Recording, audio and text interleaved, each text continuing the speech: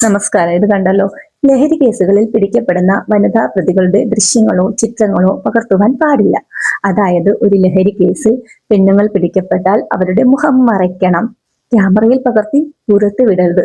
പക്ഷേ ഇതേ കേസിൽ ഒരു പുരുഷനാണ് പിടിക്കപ്പെടുന്നതെങ്കിലോ അവന്റെ മുഖം എല്ലാ മാധ്യമങ്ങളിലും വരും, സോഷ്യൽ മീഡിയയിൽ വൈറലാകും, നാടൊട്ടുക്കും നാറ്റിക്കുകയും ചെയ്യും. ലഹരി ഉപയോഗിക്കുന്നതിനോ വിൽക്കുന്നതോ ആയ കുറ്റം ചെയ്യുമ്പോൾ അത് പുരുഷനായാലും സ്ത്രീ ആയാലും കുറ്റം തന്നെയല്ലേ? ലഹരി വിൽക്കുമ്പോൾ കിട്ടുന്ന പണത്തിനോ ലഹരി ഉപയോഗിക്കുമ്പോൾ ഉണ്ടാകുന്ന ദോഷങ്ങൾക്കോ ലിംഗഭേദമുണ്ടോ? ഇല്ലല്ലോ. സ്ത്രീകൾക്ക് സംരക്ഷണം കൊടുക്കണം എന്നതിന് ഒരു സംശയമില്ല.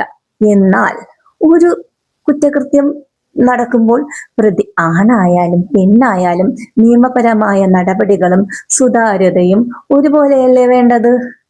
ആണുങ്ങൾക്ക് മാത്രമായിട്ട് മാനഹാനിയും നാണക്കേടും, പെണ്ണുങ്ങൾക്ക് പ്രൈവസി പ്രൊട്ടക്ഷനും എന്ന് പറയുന്നത് എത്രത്തോളം നീതിയുക്തമാണോ ഒന്ന് ചിന്തിച്ചു നോക്കൂ. ക്രിമിനലുകൾക്ക് ഭയമുണ്ടാകേണ്ടത് അവരുടെ കുറ്റകൃത്യങ്ങൾ പുറത്തു വരും, പുറം ലോകം അറിയുന്നു എന്നതൊക്കെ കൊണ്ടാണ്.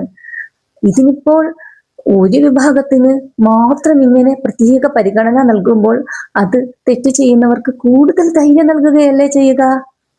നിയമപരിപാലനത്തിലും നീതി നിർവഹണത്തിലും ഇക്വാലിറ്റി ആണ് ആവശ്യം.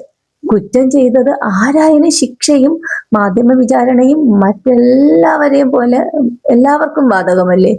ഒരുപോലെ ബാധകമല്ലേ? അല്ലെങ്കിൽ ആർ ഈക്വൽ ബിഫോർ ലാ എന്ന ഒരു പ്രസ്താവന വെറും വാക്കായി പോകുകയല്ലേ? അപ്പൊ ഇതിനെക്കുറിച്ച് നിങ്ങൾക്ക് എന്താണ് അഭിപ്രായം? നിങ്ങളുടെ അഭിപ്രായം കമന്റ് ചെയ്യണേ.